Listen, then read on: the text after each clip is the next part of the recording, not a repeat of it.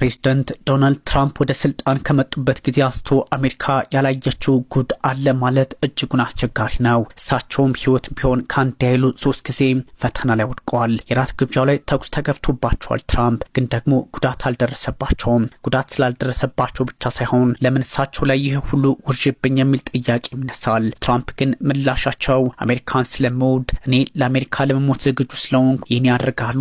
እናም የተሳካላቸው ባይሆንም አሁንም እንዲህ አይነት ጉዳዮችን እያደኑ እኔን ለማጥቃት ይሞክራሉ የሚል ፖለቲካዊና ወታደራዊ ወይም የጸጥታ አረዳድ እንዳላቸው ይነገራል። ቅዳሜ አዳሩን ፕሬዚዳንት ዶናልድ ትራምፕ በበርካታ የአሜሪካ ከፍተኛ ባለስልጣናት ታጅበው የዋይት ሀውስ ዘጋቢዎች የራት ግብዣ ኮረስፖንደንት ዲነር አዳራሽ ላይ ጥቃት ለማድረስ የጦር መሳሪያዎችንና ቢላ ይዞ የገባ ግለሰብ በሀገሪቱ የጸጥታና ደህንነት ባልደረቦች በተለይም በምስጢራዊ አገልግሎቱ በቁጥጥር ስር ዋለ። ፕሬዚዳንት ዶናልድ ትራምፕም እድሜ ለነሱ በሚል አሞካሿቸው። ያም ሆኖ ግን የአሜሪካ ፖለቲካ አሁን ጫና ውስጥ ገብቷል። ህዝቡም ማን ነው የሚጠብቀን አይነት የፖለቲካና ወታደራዊ አካሄድ ያለው ትርጓሜ በመስጠት በትራምፕ አስተዳደር ላይ ጫና መፍጠሩን በግልጽ እየተከተለው እንደሆነ ይነገራል። ፕሬዚዳንቱ ምንም ጉዳት አልደረሰባቸውም። በፍጥነት አዳራሹን ወጥተው እንዲሄዱ ተደርገዋል። በዚህም ደግሞ ተሳክቶላቸዋል የደህንነት ሰዎች እየተባለ ይገኛል። በክብር የተጋበዙት እንግዶች ጠረጴዛዎች ስር እየተሸሸጉ በርካቶች በስቃይ ወይም ደግሞ ለማምለጥ ችግር ውስጥ ሆነው ተመልክተዋል። አንዳንዶቹ ዝግጅቱ ከተካሄደበት የዋሽንግተን ሂልተን ውጪ የተኩስ ድምጽ እንደሰሙ ይናገራሉ። ይህ ደግሞ በፕሬዝዳንት ዶናልድ ትራምፕ ይሁን ጉዳዩን ለማደናቀፍ ግልጽ የሆነ መረጃ እስካሁን ባይወጣም ትራምፕ ግን ኢላማ ለመሆን ግድ ብሏቸዋል። አንድ የፖሊስ ኃላፊ ግለሰቡ ተኩስ እንደከፈተ መናገሩን የተለያዩ መገናኛ ብዙሃን ዘግበዋል። አንድ የፖሊስ አባል ወይም ባልደረባ የጥይት መከላከያ ላይ ቢመታም በጥሩ ሁኔታ ላይ ይገኛል የሚል ሀሳብም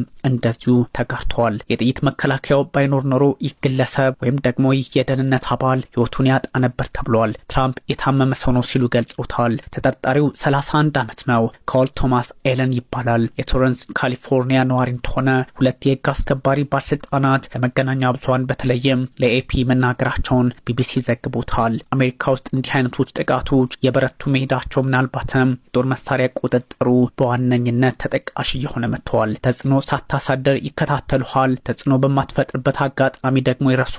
ትራምፕ ሀሳባቸውን በዚህ ልክ አጋሩ። ከጥቃቱ ከ2 ሰዓታት በኋላ በዋይት ሀውስ ጋዜጣዊ መግለጫ ሰጥተዋል። ለዚህ ደግሞ የተለያዩ አጋጣሚዎችን የተጠቀሙ ኃይሎች እኛ ጫና ውስጥ እንገባለን በሚል ያደረጉት እንቅስቃሴና የፖለቲካ ግንዛቤ መፍትሄ አልባ እንደሚሆን ማሳያ አድርገነዋል በሚል ሀሳባቸውን ጠንከር አድርገው ገልጸውታል። ግን ሪፐብሊካኑ ጥንቃቄ እንደሚያሻቸው ሴክሬት ሰርቪሱ ዩኤስኤስ አሁንም የሚያምንበት ጉዳይ ሆኗል። በትሩዝ ሶሻል ሚዲያቸው ላይ ትራምፕ አሁን መልእክት ላኩኝ፣ ቪዲዮ በተጠርጣሪ የደህንነት መከላከያዎችን አልፎ ሲሮጥና የደህንነት አባላት ሲከተሉት ይጠቁማል በሚል አጋሩም። ይህንም ለጥፈውታል ፕሬዚዳንት ዶናልድ ትራምፕ። በዋይት ሀውስ ዙሪያና በዋሽንግተን ዲሲ ያለው ህዝብም ምንም አይነት አደጋ ወይም ሌላ ተጨማሪ ስጋት እንደሌለ ሀሳብ አይግባችሁ፣ ይህን ግምት ውስጥ አስገቡ በሚል በዋይት ሀውስ ዙሪያ ያሉ ወይም ደግሞ በዋሽንግተን ዲሲ የሚኖሩ አሜሪካውያን ተጠንቀቁ ሳይሆን ተረጋጉ የሚል መረጃ ደርሷቸዋል። ስጋት የሚሆን ተጨማሪ አደጋ የለም ነው ጉዳዩ።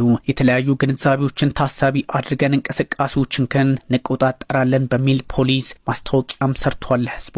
አሜሪካውያን ግን የተለያዩ ጥያቄዎችን ማንሳት ጀምረዋል። ራት ግብዣ ስነ ስርዓቱ ላይ ፕሬዚዳንት ዶናልድ ትራምፕ ነበሩበት። ምክትል ፕሬዚዳንታቸው ጄዲ ቫንስም፣ የመከላከያ ሚኒስትሩ ፔት ሄግሴት፣ የውጭ ጉዳይ ሚኒስትሩ ማርክ ሩቢዮ፣ ሜላኒያ ትራምፕ አብረው እንደነበሩ ተነግረዋል። በርካታ የትራምፕ አስተዳደር ባለስልጣናት ወይም ካቢኔዎችም ነበሩበት። በተለይም ቀዳማዊት እመቤቷም ሜላኒያ ትራምፕ በዛው ቦታ መገኘታቸው በርካቶች አደጋው ከባድ ሊሆን እንደሚችል ጠቋሚ አይነት አካሄድ አድርገው ሲዘግቡት ውለዋል። በሀገሪቱ የደህንነት አባላት ጥበቃ የሚደረግላቸው ሁሉም ባለስልጣናት ከቦታው እንዲወጡ ተደርገዋል። የወጡበት መንገድ ደግሞ በግፊትም ጭምር ነበረ። አውሮፓውያን አቆጣጠር ከ2024 አንስቶ ፕሬዚዳንት ዶናልድ ትራምፕ በአቅራቢያቸው ጥቃት ሲፈጸም ይሄኛው በግልጽ ለሶስተኛ ጊዜ ሆኗል። ባትለር ፔንሲልቬኒያ በተደረገባቸው የግድያ ሙከራ ጉዳት የደረሰባቸው ፕሬዚዳንት ዶናልድ ትራምፕ በስፍራው የነበረ የእሳት አደጋ መከላከያ ሰራተኛ ህይወት መጥፋቱ የሚዘነጋም አይደለም። ትራምፕ በእንደዚህ አይነት አጋጣሚ የተጠመዱ ሰው ሆነዋል። ፕሬዚዳንቱ ዛሬ ማንም ሰው ከዚህ በፊት አይቶት የማያውቀው ጥበቃ ያስፈልገናል አሉ። ማንም ሰው ማህበረሰባችንን እንዲቆጣጠር ፈጽሞ ልንፈቅድለት አይገባም በሚልም አስጠነቀቁ። ተጠባባቂ ጠቅላይ አቃቢ ህግ ቶድ ባለንቺ ቅዳሜ ምሽት በተፈጸመው ጥቃት ጋር የተያያዙ ክሶች በቅርቡ እንደሚጀመሩ ተናግረዋል። 2 ክሶች ይቀርባሉ። የራት ግብዣው ላይ ከተከሰተው ጋር የተያያዙ ክሶች ማለት ነው። ግልጽ የመሆን አስማሚያዎች የሉም በሚል አንዳንድ ትችቶች ቢፈጠሩም ግን ምርመራው ተጀምሯል። አጽንኦት ተሰጥቶበት ስራዎች መሰራት እንዳለባቸውም የተነገረ ነው። የኤፍቢአይ ዳይሬክተር ካሽ ፓቴል ደግሞ እንዲህ አይነት ሀሳብ አጋርተዋል። ከቦታው የተገኘ ረዥም የጦር መሳሪያና ጥይት የተመረመረ ነው አሉ። እንዲሁም በራት ግብዣው ላይ የነበሩ ሰዎችን ምስክርነት የተቀበሉ ስለመሆኑም በግልጽ ተቀምጠዋል። መረጃ ያለው ማንኛውም ሰው ትብብር እንዲያደርግም ጥሪ እየቀረበለት ይገኛል። ለዚህኛው አጋጣሚ ደግሞ የኤፍቢአይ ዳይሬክተር ብቻም ሳይሆን በተለየ አጋጣሚ የሴክሬት ሰርቪሱ ወይም ደግሞ የምስጢራዊ አገልግሎቱ አባላት ትልቅ ስራ እንደሚሰሩ እየተነገረ ነው። እንግዶች እየተመገቡ በነበረበት ሰዓት እጅግ አስቸጋሪ ድምፅ ተሰማ። ይህ አስቸጋሪ ጫጫታና ሁከት እጅጉን አስፈሪ ከመሆኑም በላይ ዋይት ሀውስ በእንደዚህ አይነት አጋጣሚ በ1981 በሬገን አካባቢ ማለትም የተፈጸመው ጥቃት ነበረ። በእርግጥ ሬገን በሰዓቱ ጉዳት ደርሶባቸው ነበረ። ታዲያ እንደዚህ አይነት አካሄዱ በመጀመሪያው ወይም ደግሞ በመገቢያ ሳህን የወደቀ እንደመሰላቸው ትራምፕ እየተናገሩ ቢሆንም ጋዜጠኞች ግን ከ5 እስከ 8 የተኩስ ድምፅ እንደሰሙ ይፋ አድርገዋል። እስከ 8 የሚደርስ በሚል አረጋግጠዋል። እንግዶቹ በጠረጴዛዎች ስር ለመደበቅ ሞከሩ፣ ተገደዋልም። የጸጥታና የደህንነት አባላት ቦታውን በፍጥነት ተቆጣጥረው እንቅስቃሴውን ለመያዝ ሞከሩ። ግለሰቡም የፊጥኝ ተይዞ ወደቀ። በኋላም የራት ግብዣው እንዲቀጥል ለማድረግ ተሞከረ፣ ግን ተሰርዞ በሌላ ቀን እንዲደረግ ውሳኔ ተላለፈም። በ30 ቀናት ውስጥ ይፈጽማል ተብሎም ይታሰባል። ግብዣው እንደገና የሚደረግ ሲሆን የዋይት ሀውስ ዘጋቢዎች ማህበር ፕሬዚዳንት ዌይጂያን ጂያንግ መናገራቸውን ቢቢሲ ቢያስነብበውም ስጋቱ ግን ከአሜሪካ ፖለቲካ አንጻር አብሮ የሚቃኝ የሆነ በመምጣቱ እጅግ አስቸጋሪ ሁኔታዎች ሊፈጠሩ እንደሚችሉ ሳይታለም የተፈታ ነው ተብሏል። በዝግጅት ላይ የተገኙት አፈ ጉባኤ ማይክ ጆንሰን ባለቤታቸው ኬሊ ዛሬ ማታ ለሀገራችን እየጸለይን ነው በሚል ሀሳባቸውን አጋርተዋል። አሜሪካ በተለያየ አጋጣሚ እንዲህ አይነት ፈተና የበዛባት ነው። የምክር ቤቱ የዴሞክራቲክ ፓርቲ መሪ ናቸው የኒውዮርኩ ሐኪም ጀፍረስ። እሳቸውም እንዲህ አሉ። በአሜሪካ የተከሰተው አመፅና ትርምስ ማብቃት አለበት በሚል አስጠነቀቁ። ሁሉም ግን ለአሜሪካ አንድነት አብረን መቆም አለብን። ፕሬዚዳንት ዶናልድ ትራምፕም ቢሆኑ የፈጠሯቸው ዓለም አቀፋዊ ቀውሶች ችግሩን አባብሶ ሊሆን ይችላል የሚል ጥያቄ በትልቁ አንስተዋል። የትራምፕን ንግግር የጠበቁ ሰዎች ደግሞ በመቶዎች የሚቆጠሩ ጋዜጠኞች፣ እጅግ ስመጥር የሆኑ ታዋቂ ሰዎችና የሀገር መሪዎች ከአዳራሹ በፍጥነት እንዲወጡ ተደርጓል። ይህ ደግሞ በስኬት ተጠናቋል። ግን ደግሞ ስራዎች መስራት አለባቸውም እየተባለ ይገኛል። የብሔራዊ ጥበቃ አባላት ሰዎች እንዲወጡ ቢፈቀድላቸውም ወዲያውኑ ተመልሰው እንዲገቡ አላደረጉም። ከውጭ ያለው ደህንነት እጅግ ጥብቅ እንዲሆን ተደርጓል ነው ጉዳዩ። በራት ግብዣው ላይ እንግዳ የነበሩት የኒውዮርክ ሪፐብሊካን ተወካይ ማይክ ላውረር ታዋቂ ናቸው።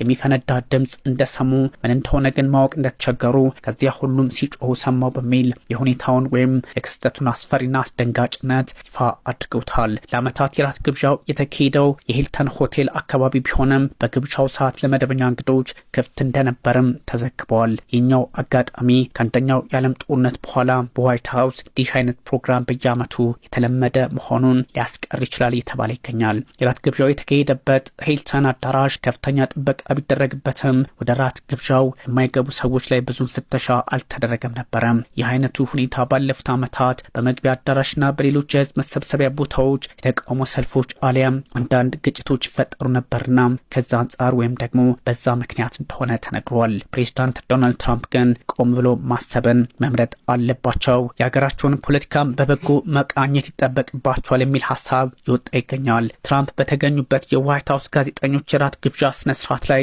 ተኩስ ሲከፈት የተፈጠረውን ትርምስ የሚያሳዩ ምስሎች ደግሞ እጅግ አስቸጋሪ ሁኔታዎች እንደነበሩ በቦታው ለመገመት አያዳግትም ተብሏል። በርካቶች ከተለየ የፖለቲካ ግንዛቤ አንጻር ለማየት ሞክረውታል። የአሜሪካው ፕሬዝዳንት የተገኙበት መድረክ በዚህ ልክ መበጥበጡ እጅግ አስቸጋሪ ሁኔታዎች ለአሜሪካም ሊፈጠር እንደሚችል ጠቋሚ ነው። የዋይት ሀውስ ጋዜጠኞች የራት ግብዣ ላይ ተኩስ ሲከፈት ፕሬዝዳንቱን ጨምሮ ከፍተኛ የመንግስት ባለስልጣናት ነበሩና አንዳች ጉዳይ ቢፈጠር ለአሜሪካ ፖለቲካ እጅግ አስቸጋሪ ነበር የሚል ሀሳብም እየተሰጠ ነው። በዋሽንግተን ዲሲ ሂልተን ሆቴል የሆነ ነው። ጉዳዩ መፍትሄ እንደሚያስፈልገው ሳይታለም የተፈታ ቢሆንም ሰኞ ዕለት ፍርድ ቤት ቀርቦ ክስ እንደሚመሰረትበት የ31 ዓመቱ ተጠርጣሪም ይፋ ሆኗል። የሀገሪቱ ፍርድ ቤት ትልቅ ስራ ይጠብቀዋል። ይህ ጉዳይ በቀላሉ የሚታይ አይደለም የሚል መረጃም በመጋራት ላይ ይገኛል። ፕሬዚዳንት ዶናልድ ትራምፕ ጉዳዮችን በተለየ አቅጣጫ ያለው ብለው የሚያስቡ ሰው ቢሆኑም አሁን ባለው ሁኔታ ግን መልኩን እየለወጠ የሀገራቸውን ፖለቲካም ትርምስ ውስጥ እያስገባ ነው እየተባለ ይገኛል። በዋሽንግተን ዘጋቢዎች የራት ግብዣ ላይ ስለነበረው ተኩስ የዓለም መሪዎች በተለያየ አጋጣሚ ሀሳባቸውን ሰጥተዋል። ይህኛው ማለት ለምን ሆነ በሚል ሳይሆን አዝነናል፣ አሜሪካ ውስጥ ለምን ተፈጠረ የሚለው ነው። በዋነኝነት የብሪታንያው ጠቅላይ ሚኒስትር ኬር ስታርመር በዋይት ሀውስ ዘጋቢዎች የራት ግብዣ ስነስርዓት ላይ በተፈጠረው መደናገጣቸውን ይፋ አድርገዋል። ማንኛውም ዴሞክራሲያዊ ተቋማት ላይ ወይም በፕሬስ ነጻነት ላይ የሚደረግ ጥቃት ጠንካራ በሆነ ሁኔታ መሰደብና መወገዝ አለበት በሚልም መልእክታቸውን ልከዋል። በእርግጥ ፕሬዚዳንት ዶናልድ ትራምፕን በዚህ አጋጣሚ ለመታረቅ ፈልገው የሆኑ የሚል ሀሳብም ተጋርተዋል። ስታርመር ፕሬዚዳንት ዶናልድ ትራምፕ ቀዳማዊት እመቤት ሜላኒያ ትራምፕና ሌሎች በግብዣው ላይ የተገኙ ምንም አይነት ጉዳት ስላልደረሰባቸው እኔ ደስተኛ ነኝ፣ ትልቅ እፎይታ ተሰምቶኛል በሚል መልእክታቸውን ሰደውላቸዋል። የካናዳው ጠቅላይ ሚኒስትር ማርክ ካርኔ ፕሬዚዳንት ዶናልድ ትራምፕና ቀዳማዊት እመቤት ሜላኒያ ትራምፕ እንዲሁም ሌሎች በተኩሱ ምንም ባለመሆናቸው ደስታ ተሰምቶኛል በሚል ሀሳባቸውን ገልጸዋል። በዚህ አስደንጋጭ ክስተት እጅግ ፈተናውን ለተጋፈጡና ለተረበሹ ሁሉ ከእናንተ ጋር ነው በሚል ሀሳባቸውን አጋርተዋል። የአውስትራሊያው ጠቅላይ ሚኒስትር አንቶኒ አልባኒዝም ሀሳባቸውን ካጋሩት መካከል ናቸው። የአውሮፓ ህብረት ከፍተኛ ዲፕሎማት ወይም ደግሞ የውጭ ጉዳዮች ኃላፊ ካጃ ካላስ ለፕሬዚዳንት ዶናልድ ትራምፕ፣ ለሌሎች ባለስልጣናትና ለቀዳማዊት እመቤት እንኳን አተረፋችሁ የሚል መልእክት ለመስደድ ሞክረዋል። በሌላ አጋጣሚ ደግሞ የቬንዙዌላ ተጠባባቂ ፕሬዝዳንት ዴልሲ ሮድሪጌዝ ይህን ሀሳብ አጋርተዋል። የጥቃት ሙከራውን በጥብቅ አወግዛለሁ አሉ።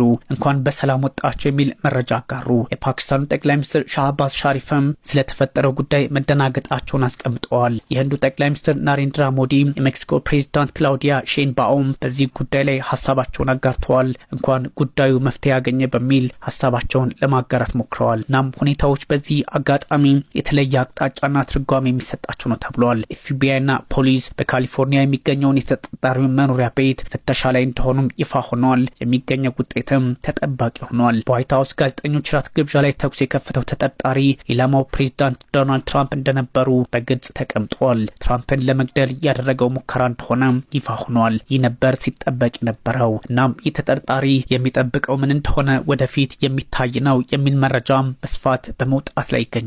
ፕሬዚዳንት ዶናልድ ትራምፕ ግን አሜሪካን ጫና ውስጥ ለማስገባት የሚሞክሩ ሁሉ ዋጋቸውን ያገኛሉ፣ እኛ በቀላሉ ጉዳዮችን አንመለከታቸውም የሚል ሀሳብም በመስጠት ሂደት ላይ ናቸው። የትራምፕ አካሄድ ግን አሜሪካም በዚህ አይነት ጫና ውስጥ እንድትገባ ያደርጋል በሚል በርካቶች ስጋታቸውን ሊያስቀምጡ በር የከፈተ ጉዳይ ሆኗል። የፖለቲካ አውድም ሆነ አሰራሩ ለአሜሪካ ፈተና እየሆነ የሚመጣም እንደዚሁም ደግሞ አስቸጋሪ ሁኔታዎች ሊፈጠሩ ከቻሉ መፍትሄ ያስፈልጋሉ ወደሚል ድምዳሜ የሚወስድ ጉዳይ ነውና ዓለም የፕሬዝዳንት ዶናልድ ትራምፕን ደህንነትን ብቻ ሳይሆን አስቸጋሪ ሁኔታዎችን የምታይበት መነጽር ሊለይ ይችላል እየተባለ